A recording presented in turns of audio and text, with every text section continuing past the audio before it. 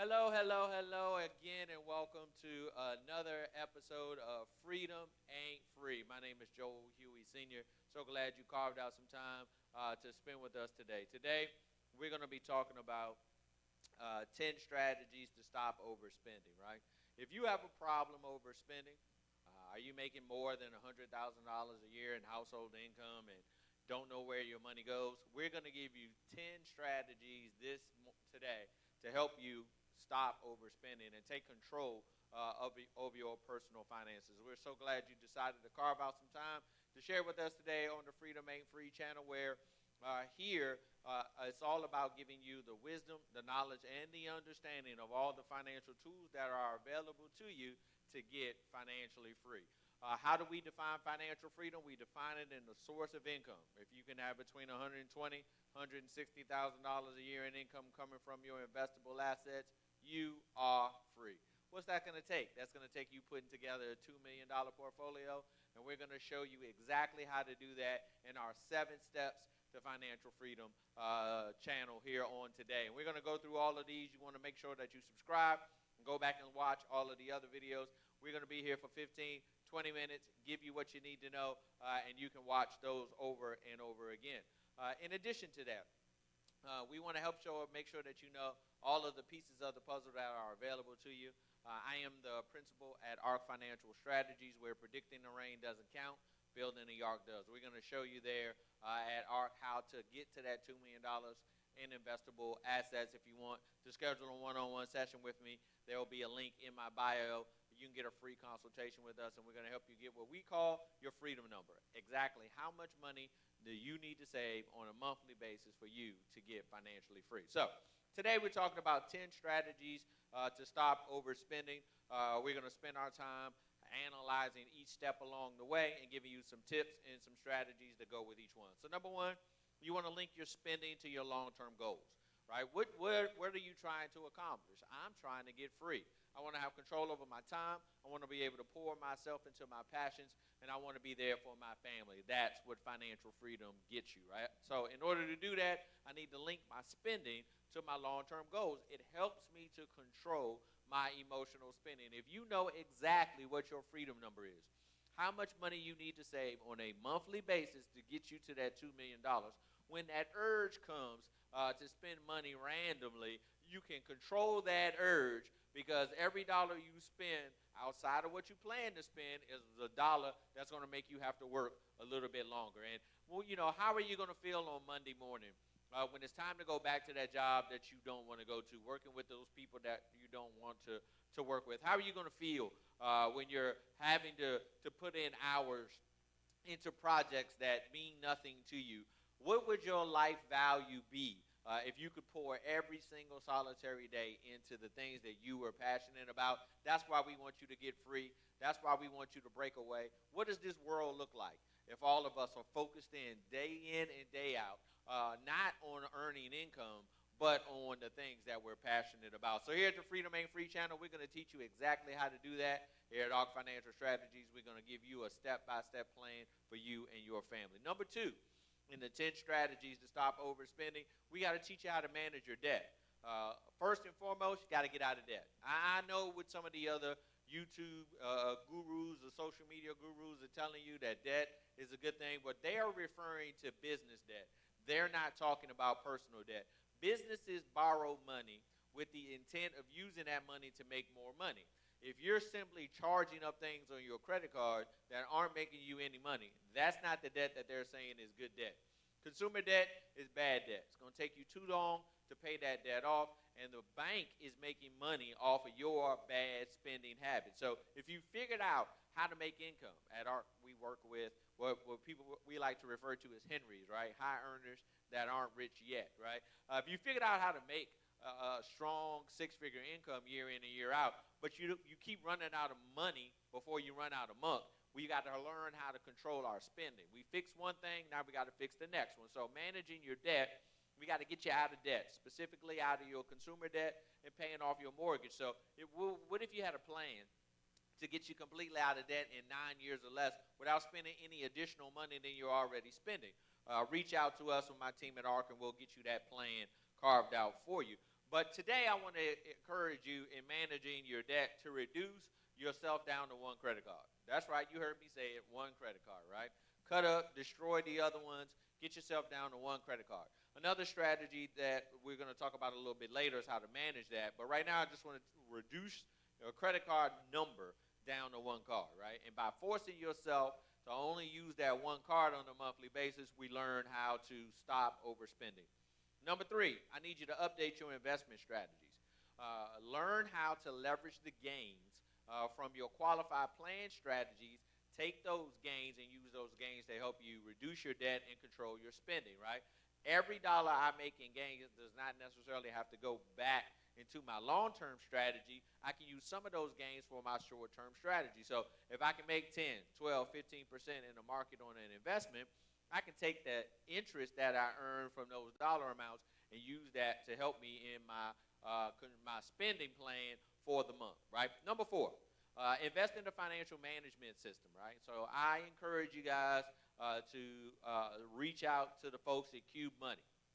What I like about the Cube Money strategy is it has one additional step in your spending before you get to spend a dollar, right? So you've got to move money into a cube before you can spend that money.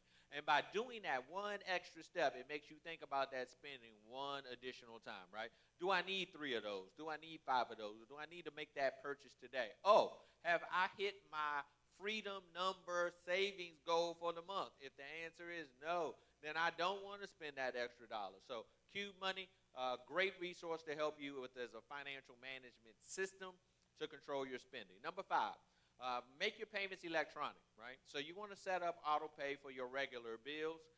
So that's your mortgage, your utility bills, your car payments, your minimum payments on your credit card. Set all of those things up on automatic pay.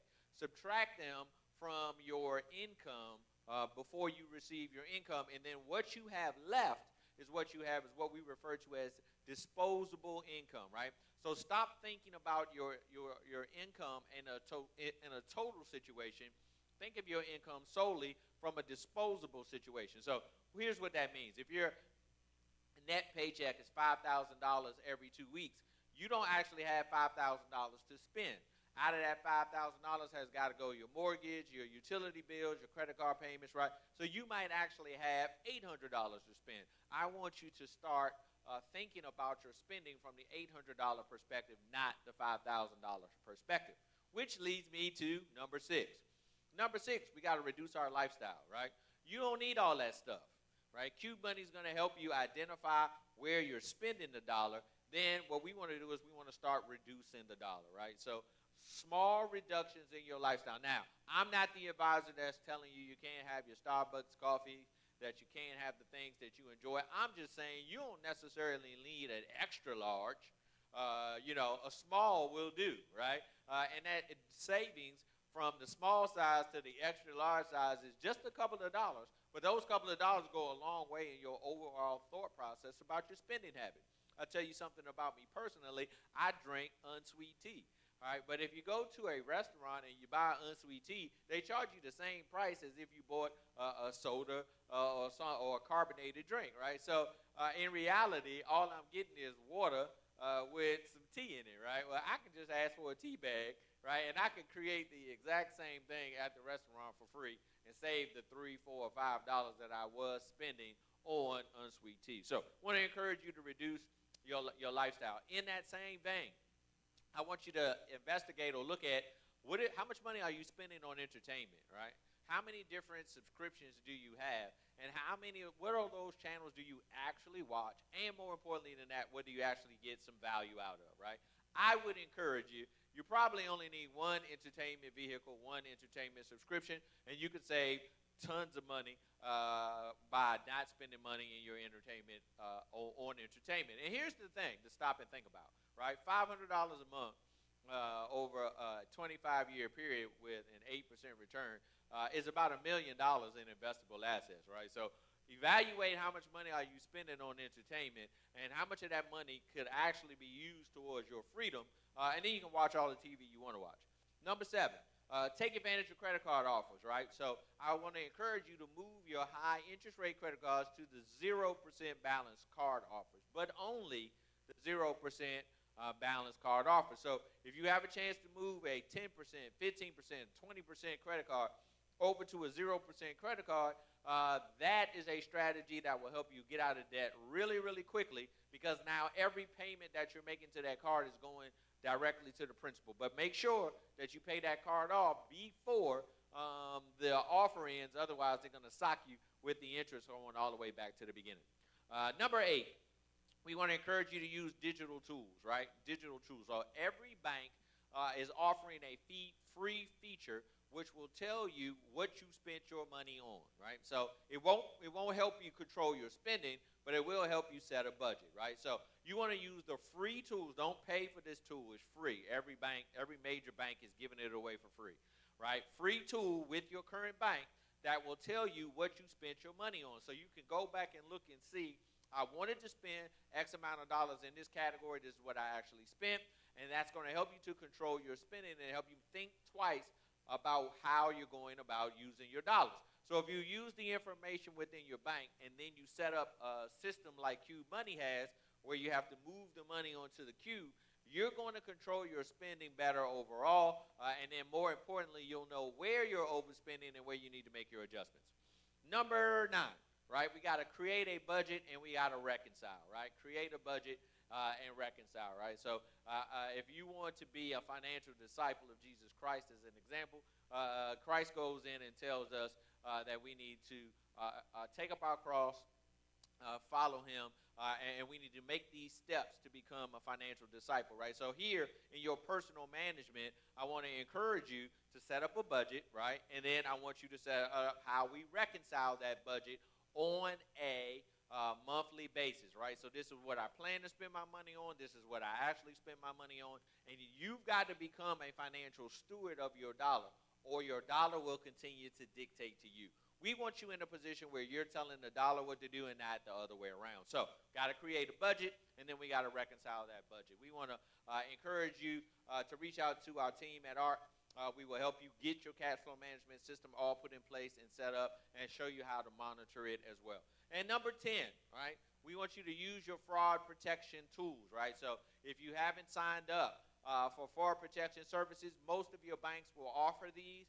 But in addition to that, you can use some other fraud protection services to make sure that your accounts stay protected. So if you got the one credit card, you're lowering your fraud risk tremendously, right? And then if you're using your fraud detection tools or your fraud prevention tools, you can keep people from stealing your money, right? One of the ways that money gets siphoned out is because we aren't paying attention to where every one of those dollars are going. The fraud protection tools will help you protect yourself against that, and then give you an opportunity to go back to the bank or go back to the credit card company and say, hey, I didn't authorize that charge, and they'll go about getting you your money back. So you want to make sure that you have both an internal one at your bank and an external one outside of your bank that you can use to prevent fraud from coming your way. So those are your 10 steps, 10 strategies to stop overspending. And with the remaining time today, I want to just work with you on your mindset, right? Your dollars have a purpose. Dollars are a tool. Money is a tool. And what we want you to do here at the Freedom Ain't Free channel is to start learning how to look at your money as a tool. What kind of rate of return can I get on that dollar? How quickly can I turn that dollar over? And the strategies that I can use to pull those pieces of the puzzle together. So at ARC, we have our 7-step system to help you accomplish those things. And the first step in that process is knowledge. The second step in that process is your cash flow management. The third step in that process is to helping you reduce your taxes. The fourth step in that process is to help you reduce your risk. There are 9 risks to your money, and we want to help you reduce those risks, right? We also want to help you get out of debt in 9 years or less without spending any additional money in that space. We've also had to help you to overall reduce your taxes. We got to help you put a full plan together. And then, of course, we want to make sure that you know what your freedom number is. So reach out to our team. We'll get you that information and help you walk your way through it. So here we've been talking about step number 2 in our 7-step system, which was controlling your spending. We ran through 10 steps today, 10 strategies today to help you with that. So number 1, link your spending to your long-term goal. Number 2, manage your debt, get out of debt altogether. Number 3, Update your investment strategy, reallocate your gains. Number 4, invest in a financial management system. I recommend you guys use Cube Money. Number 5, make your payments electronic. Number 6, reduce your lifestyle. Bring that extra spending down. Number 7, take advantage of credit card offers. Number 8, use all your digital tools. Number 9, create a budget and reconcile. And number 10, use your fraud prevention tools to make sure none of the money that you are working hard for is escaping. Thank you so much for joining us on today. Next week, we're going to be covering the 3rd step in our 7-step system. You don't want to miss that. Again, my name is Joel Huey, principal at ARC Financial Strategies, where predicting the rain doesn't count, building the ark does. You're on the Freedom Ain't Free channel, where we're going to teach you and give you the wisdom, knowledge, and understanding of all the financial tools that are available to you in America to get you free so you could spend your day working on the things that you are passionate about. We appreciate you. Thank you for your time today. See you next week.